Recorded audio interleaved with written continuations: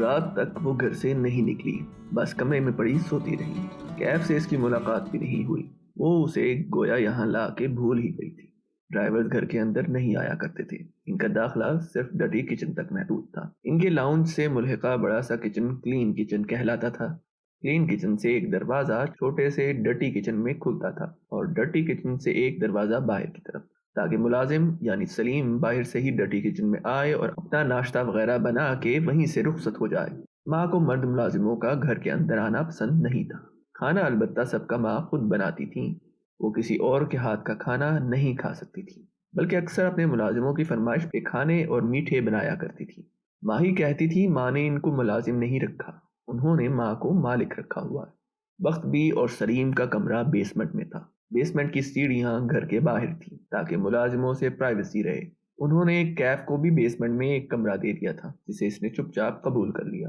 صبح فجر پہ اس کی آنکھ لاؤنج میں ہوتی کھٹپٹ پہ کھلی۔ اسے معلوم تھا یہ ماں ہوں گی۔ ماں فجر خوب شور کر کے پڑھا کرتی تھیں تاکہ ان کے بچوں کی نیند ایسے خراب ہو کہ وہ دوبارہ سو نہ سکے۔ اسلام آباد میں نمازیں اوپر ہو جایا کرتی تھیں، لیکن لاہور میں مجال تھی کہ ایسا ہو۔ وہ نماز پڑھ کے جائے نماز پہ بیٹھی اور سوچا کہ کیا دعا مانگے۔ اسے اس وقت سب سے زیادہ کیا چاہیے تھا؟ نیا بزنس، وہ دوبارہ سے برسر روزگار ہو جائے، اپنے پیروں پہ کھڑی ہو جائے اور اب سے کوئی مرد اسے زہیر کی طرح دھوکہ نہ دے سکے۔ دعا مانگ کے وہ اٹھی اور جمائی لیتے ہوئے کھڑکی کے سامنے آئی تو رک گئی۔ اندھیرے لان میں گارڈ روم کے سامنے وہ گھاس پہ جائے نماز ڈالے دو زانوں بیٹھا تھا۔ وہ شاید نماز پڑھ چکا تھا، اب بس یوں ہی سر جھکائے بیٹھا تسبیح کے دانے گرا رہا تھا۔ اسے بہت عجیب لگا، مانا کہ بہت سے لڑکے لاپرواہ اور مغربی حلیے کے باوجود نمازیں پڑھتے ہیں، لیکن تسبیح؟ اسے نہیں یاد اس نے کبھی کسی نوجوان کو ہاتھ میں تسبیح پکڑے دیکھا ہو۔ وہ خود بھی تسبیحوں کی عادی نہیں تھی، وقت ہی نہیں ملتا تھا۔ کیف جمال تسبیح پڑھتا تھا، عجیب بات تھی۔ صبح وقت بھی جب اس کے کمرے میں کافی لائیں تو اسے حیرت ہوئی۔ آپ کو کب سے کافی بنانی آ گئی؟ اس منہ ڈرائیور نے بنائی۔ میں نے اسے چائے کی چیزیں پکڑائیں تو بابو آگے سے بولا، میں چائے نہیں پیتا، مجھے کافی میکر دو۔ پھر خود ہی کچن سے معید بھائی کا پرانا کافی میکر ڈھونڈ لایا اور سیٹ کر دیا۔ بازار سے موٹے بیجوں والے ڈبے بھی لے آیا اور ساتھ یہ مجھے پکڑا دی کہ میری بیوی یہی پیتی ہے۔ وہ ہنس دی۔ مبین منزل کو پہلی دفعہ ایسا رنگ برنگا ملازم ملا تھا، وقت بھی سے ہضم نہیں ہو رہا تھا۔ چھوٹی باجی اس لڑکے کو ذرا فاصلے پہ رکھیو، مجھے یہ وارداتیہ لگتا ہے۔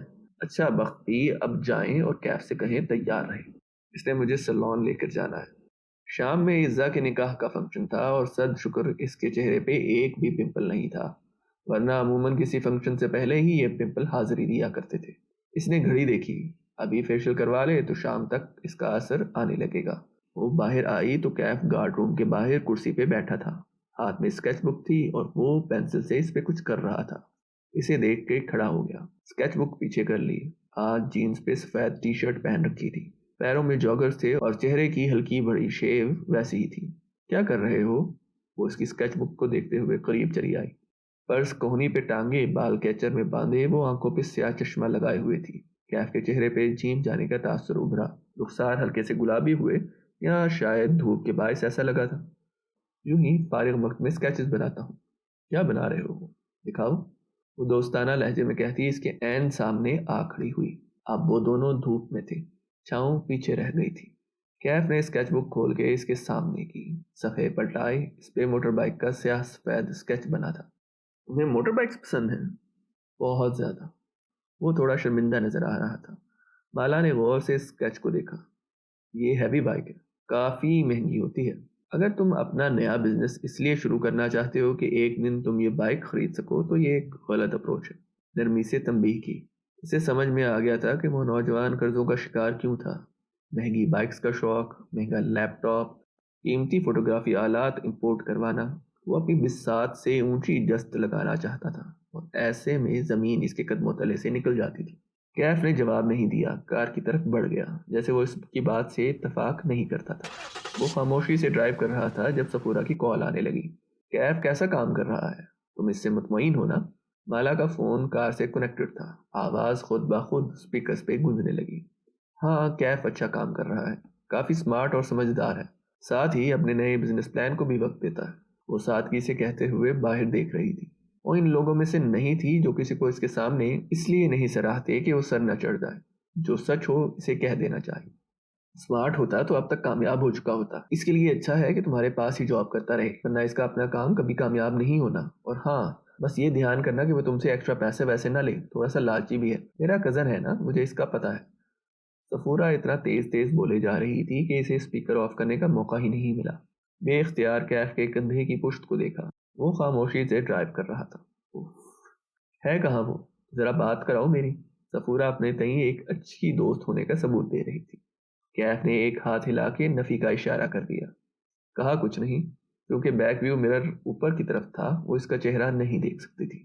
ابھی وہ مصروف ہے، تم بعد میں اسے خود ہی کال کر لینا. کال بند ہونے کے بعد بھی کار میں ایک عجیب سی ٹینشن پھیل گئی. اس کو معلوم نہیں تھا کہ تم سن رہے ہو. وہ کچھ غلط نہیں کہہ رہی تھی. کیف جمال ایک لوزر ہے اور رہے گا. اس کا لہجہ سپاٹ تھا. جان میکسویل کہتا تھا تم پیسے سے نہیں جیت سکتے. اس کو کمانے پہ فوکس کرو تو مالیت پرست کہلاؤ گے. کمانا چاہو اور نہ کما سکو تو لوزر ہو. بہت کما کے خرچ نہ کرو تو کنجوس ہو. اگر کما کے خرچ کرتے رہو تو فضول خرچ ہو. اگر کمانے کی فکر نہ کرو تو تم انامبیشس ہو. اگر بڑھاپے تک بہت سے پیسے کے مالک ہو تو تم بے وقوف ہو کہ اس پیسے کو قبر میں لے جانا چاہ رہے ہو. پھر کیا کرنا چاہیے پیسے کے ساتھ؟ پیسے سے جیتنے کا بس ایک ہی طریقہ ہے باس. اس کو مٹھی میں نہیں دبا لینا، بلکہ ڈھیلی گرفت کے ساتھ اس کو پکڑنا ہے اور پھر کھلے دل سے اس کو قابل قدر چیزوں کو حاصل کرنے پہ صرف کرنا ہے. ذرا توقع سے بولا. آپ سے ایک درخواست ہے، دوبارہ ان کی کال آئے تو مجھ سے بات مت کروائیے گا. ان کا میرے اوپر احسان ہے. میں نہیں چاہتا کہ آپ کے سامنے ان کو کچھ ایسا بول دوں جس پہ مجھے بعد میں شرمندگی ہو. ساری بات ہی ختم ہو گئی تھی. کاش وہ اسپیکر آف رکھتی. سلون ایک کمرشل بلاک کی 2 منزلوں پر پھیلا تھا. تیسری اور چوتھی منزل پہ کوئی جم تھا. وہ اترنے لگی تو کیف نے پوچھا کہ کیا وہ اسے اندر دروازے تک چھوڑنے آئے، مگر کشمالا نے منع کر دیا. سلون اس کی کزن کا تھا. یوں ہی اس نوجوان کو ساتھ دیکھ کے باتیں بنتی. اسے وہاں 2 گھنٹے لگ گئے. جب وہ واپسی پہ لفٹ میں سوار ہوئی تو اندر کوئی اور بھی تھا. ایک ہٹا کٹا سا آدمی جو اس کی طرف پہلو کیے کھڑا تھا. وہ نظر انداز کر کے اندر آئی اور گراؤنڈ فلور کا بٹن دبایا. جو کچھ ہوا ایک لمحے میں ہوا. کسی نے اس پر پیچھے سے حملہ کیا. وہ اوندھے منہ نیچے گری. سر کے پچھلے حصے میں درد کی شدید لہر اٹھی. آنکھوں کے آگے اندھیرا چھا گیا. باس، باس. کشمالا نے آنکھیں کھولی. بصارت کے آگے اب بھی دھند تھی. اس نے پلکیں جھپکائیں. وہ لفٹ کے فرش پہ چہرے کے بل گری ہوئی تھی. اس کے سامنے وہ پنجوں کے بل بیٹھا اسے پکار رہا تھا. وہ بدقت ہتھیلی کے بل اٹھی. پھر چونک کے ادھر ادھر دیکھا. لفٹ کا دروازہ کھلا ہوا تھا. وہ گراؤنڈ فلور تھا. باوردی گارڈ باہر کی طرف کھڑا تھا اور کیف اس کے سامنے بیٹھا تھا. آپ ٹھیک ہیں؟ وہ فکر مندی سے پوچھ رہا تھا. اس کا ہاتھ بے اختیار سر کے پچھلے حصے کی طرف گیا. درد کی ٹیس ابھی تک اٹھ رہی تھی. کیا ہوا مجھے؟ اس نے الجھن سے ادھر ادھر دیکھا. لفٹ نیچے آئی تو آپ اندر بے ہوش تھی. گارڈ کو معلوم تھا کہ آپ کس کار سے نکلی تھی، اس لیے وہ مجھے بلا لایا. آپ کی طبیعت ٹھیک ہے؟ ہاں میں ٹھیک ہوں. چلو. وہ تکلیف برداشت کرتے ہوئے اٹھنے لگی. مگر ہوا کیا تھا؟ وہ تشویش سے اسے دیکھ رہا تھا. چلو نا. اس سے پہلے کہ لوگ جمع ہوتے وہ اٹھ کھڑی ہوئی. سر گھوم رہا تھا لیکن وہ بظاہر خود کو سنبھالے قدم اٹھانے لگی. پرس مجھے دیں. اس نے نرمی سے اس کے ہاتھ سے پرس لے لیا. پھر وہ گارڈ کے سامنے رکا. بٹوے سے 500 کا نوٹ نکال کے اسے تھمایا. اس کا شکریہ ادا کیا اور کشمالا کے پیچھے چل دیا. کسی نے گارڈ کو روک کے پوچھا کہ کیا ہوا تھا. وہ ایک باجی سلون آئی تھی. ان کی شاید طبیعت خراب ہو گئی تھی. میں ان کے شوہر کو پارکنگ سے بلا لایا. وہ قصہ بیان کر رہا تھا. سیدھے گھر چلو. اس کا سر شدید درد کر رہا تھا. سیٹ کی پشت سے اسے ٹکا دیا اور آنکھیں بند کر لی. پہلے مجھے بتائیں ہوا کیا تھا. وہ کہتے کہتے چونکا. کسی نے کچھ کیا ہے. میں ابھی دیکھتا ہوں. کیف نے تیزی سے سیٹ بیلٹ کھولی اور باہر نکلنے لگا جب مالا نے روکا. واپس بیٹھو کیف. انداز میں تحکم بھی تھا اور تھکان بھی. یہ میری کزن کا سلون ہے. یہاں تماشا نہیں بنانا. خاندان میں باتیں بنتی ہیں. مجھے بتائیں تو صحیح کہ ہوا کیا ہے. وہ اس کی طرف رخ موڑ کے بیٹھا اور سنجیدگی سے پوچھا. ماتھے پہ بل تھے. آنکھوں میں غصہ بھی تھا. اسے جو یاد تھا بتا دیا. میں نے اس کا چہرہ دیکھا تھا مگر میں اس کو نہیں جانتی اور لفٹ میں CCTV بھی نہیں تھا. لفٹ کے باہر تو ہوگا. مجھے دیکھنے تو دیں. میرا کیا فائدہ آپ کو اگر میں یہ چیزیں مینیج نہیں کر سکتا. اسے غصہ آ رہا تھا. یہ طے تھا کہ وہ نہ پولیس رپورٹ درج کروائے گی نہ شور ڈالے گی۔ میں نے کہا نا یہاں تماشا نہیں بنانا، گھر چلو۔ وہ تکان سے بولی، سر میں شدید درد ہو رہا تھا۔ اس آدمی نے اسے بہت زور سے مارا تھا۔ ٹھیک ہے، مگر میں واپس آؤں گا اور آپ کا نام لیے بغیر ان کے ریکارڈ ضرور نکلواؤں گا۔ ایسے کیسے کوئی آپ پہ حملہ کر سکتا ہے؟ وہ ڈرائیو کرتے ہوئے برہمی سے کہہ رہا تھا۔ اس نے پہلی دفعہ کیف کو غصے میں دیکھا تھا۔ جیسے وہ میرے گھر میں خون پھینکواتا ہے، ایسے ہی وہ مجھ پہ حملہ بھی کر سکتا ہے۔ اس نے اپنا چہرہ نہیں ڈھانپا ہوا تھا، اس لیے میرا نہیں خیال کہ وہ آپ کا تعاقب کار تھا، کوئی کرائے کا آدمی ہوگا۔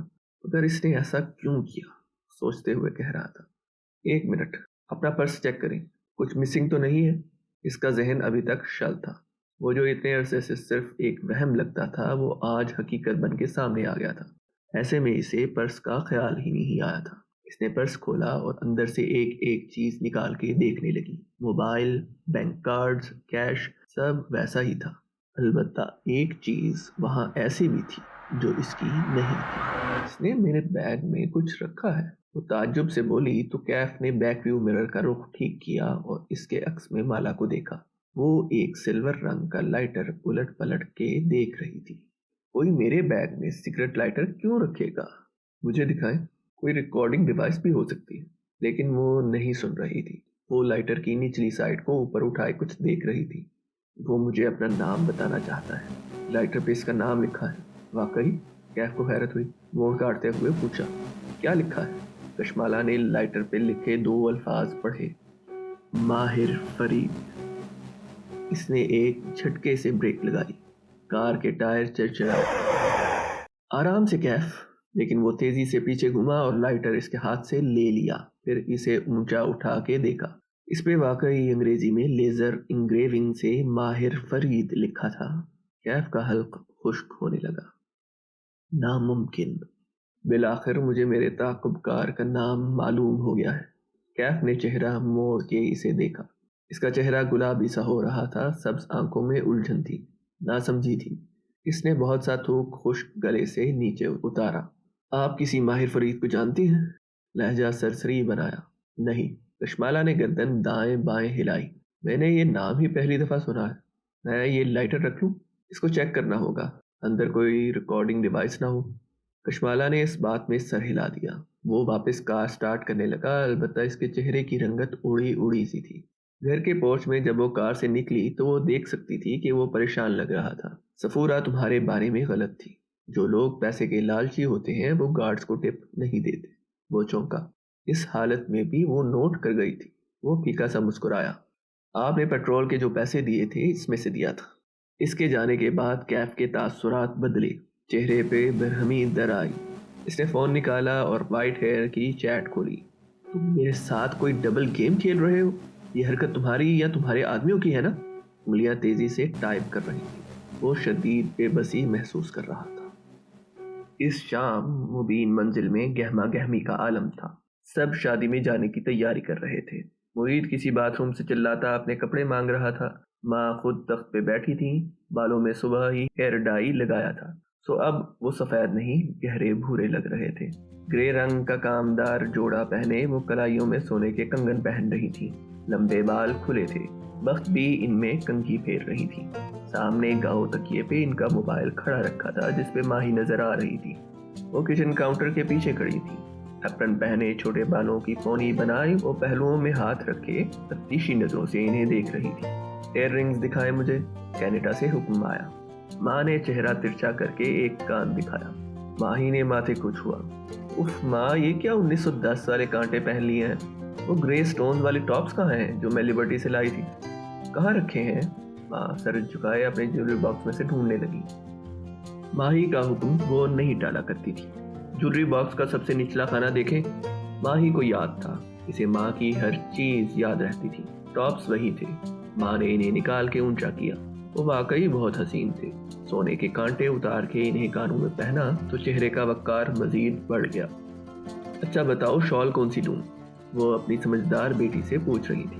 مالا سے کہیں وائٹ والی شال نکال دے جس کا گرے بارڈر ہے۔ ماں نے مڑ کے دیکھا۔ مالا لاؤنج کی ایک کرسی پہ بیٹھی موبائل پہ لگی تھی، کھوئی کھوئی سی۔ جب سے وہ سلون سے آئی تھی وہیں بیٹھی تھی۔ مالا، بیٹے وہ وائٹ شال تو نکال دو، اور تم کب تیار ہوگی؟ پھر غور سے اس کا چہرہ دیکھا۔ تمہیں کیا ہوا ہے؟ کچھ نہیں، سر میں درد ہے، میں شال نکالتی۔ وہ وہاں سے اٹھ گئی۔ اس نے کمرے میں پہلے سے وہی سفید شال نکال رکھی تھی، لیکن ماں کو دی نہیں تھی۔ ماں اسے تب پہنے گی جب ماہی کہے گی۔ ماں کو صرف ماہی کی چوائس پہ اعتبار تھا۔ ماہی یہاں ہوتی تھی تو فنکشن وغیرہ پہ ماں کو خود تیار کرتی۔ جب سے وہ کینیڈا گئی تھی ویڈیو کال پہ یہی کام کرواتی۔ ماں کے کپڑے، حتیٰ کہ مالا کے بھی اکثر کپڑے ماں ہی لیا کرتی تھی۔ اس کو شوق تھا دکانداروں سے لڑ لڑ کے قیمتیں کم کروانے کا۔ یہ ٹاپس بھی اس نے مالا کے ساتھ ہی لیے تھے۔ مالا کہتی رہی کہ اب چھوڑ دو، وہ 1500 سے کم میں نہیں دے گا، لیکن ماہی بھی ڈٹی رہی، نہیں یہ مجھے 800 میں دے گا، دیکھ لینا۔ اور 15 منٹ بعد ماہی وہی ٹاپس 800 میں لے کر ہی ہٹی تھی۔ شال مالا کو دینے آئی تو ماہی ویڈیو کال پہ کہہ رہی تھی، فنکشنز کی ساری تصویریں فوراً سے مجھے بھیجنی ہے آپ نے ماں، آپ کے باقی دونوں بچے ہر فنکشن میں مجھے بھول جاتے ہیں۔ ہائے کاش میں پاکستان میں ہوتی۔ اللہ کا شکر ادا کرتے ہیں ہر حال میں ماہی، ماں نے ٹوکا۔ شکر کرو اللہ نے تمہیں شادی کے 5 سال بعد خوشی دکھائی ہے۔ بس خوب کھاؤ پیو اور اپنا خیال رکھو، شادیاں تو ہوتی رہتی ہیں۔ ہاں چھوٹی بی بی۔ بخت بی بی ماں کے کندھے کے پیچھے سے کال میں شامل ہوئی۔ وہ کینیڈا کی کال پہ اتنا اونچا بولتی تھی کہ جیسے آواز ہوا کے دوش پہ کینیڈا جانی ہے۔ تیری ماں نے بڑی دعائیں کی ہیں تیری گود ہری ہونے کے لیے، ہر وقت کہتی تھی اللہ میری ماہی کو بچہ دے، تو بس اپنا خیال رکھ۔ وہ تو ٹھیک ہے، لیکن یہ بات کی نوکری نہ ہوتی تو میں کبھی کینیڈا رہتی، بورنگ ٹھنڈا ملک۔ ماہی روحانسی ہو کے بولی۔ پھر کچھ یاد آیا، شادی پہ کبیرہ تائی بھی ہوں گی نا؟ ماں کے چہرے پہ ناپسندیدگی ابھری، سر جھکا کے تخت پہ بکھری اپنی چیزیں سمیٹنے لگی۔ پرے کرو اس کو، ہمیں کیا؟ دیکھنا آپ، وہ شادی پہ آئیں گی اور سارے رشتہ دار آپ کو جلانے کے لیے ان کے پاس جا کے خوب ہنسے بولیں گے، دیکھنا۔ موہت تیار ہو کے آ گیا تھا اور اب صوفے پہ بیٹھ کے جوتے پہن رہا تھا۔ منہ میں بڑبڑایا، لاہور اور اس کے مضافات میں غیبتوں کا وقت ہوا چاہتا ہے۔ ماہی اس کی بات کا کرارا سا جواب دیتی، لیکن اسے کچھ نظر آیا تھا۔ اسکرین پہ چہرہ قریب کیا اور تفتیشی انداز میں سوال کیا، یہ باہر لان میں کون ہے؟ ماہی کی تیز نظریں ماں کے پیچھے کھڑکی پہ جمی تھی۔ ماں نے ایک نظر کھڑکی کو دیکھا جہاں لان میں موبائل پہ لگا کیف ٹہلتا نظر آ رہا تھا۔ اپنی بہن سے پوچھو، وہی ساتھ لائی ہے۔ ماں نے مالا کو فون پکڑا دیا اور خود گھٹنوں پہ ہاتھ رکھ کے اٹھی۔ ان کا رخ کمرے کی جانب تھا، ابھی انہوں نے جوتے پہننے تھے۔ میرا ڈرائیور ہے اور اسسٹنٹ بھی۔ مالا نے فون تھام لیا۔ ماہی بڑی دلچسپی سے دیکھ رہی تھی۔ ذرا قریب سے دکھاؤ اس کی شکل۔ ماہی کی آنکھوں میں شرارت ابھری۔ اپنے سامنے لاؤنج میں کام کرتے ہوئے عباد کو دیکھ کے اونچا سا بولی، بڑا عرصہ ہو گیا کوئی ہینڈسم آدمی نہیں دیکھا۔ عباد پہ اثر نہیں ہوا، لیپ ٹاپ سے نظریں ہٹائے بغیر بولا، آئینہ دیکھ لو، خود بھی تم کسی مرد سے کم نہیں لگ رہی۔ ماہی کی ہنسی غائب ہوئی، چہرہ سرخ ہوا۔ سنو، تم لوگ شادی اٹینڈ کرو، میں ذرا آتی ہوں۔ اس نے فون بند کر دیا۔ برٹش کولمبیا میں اب جنگ عظیم چھڑنے والی تھی۔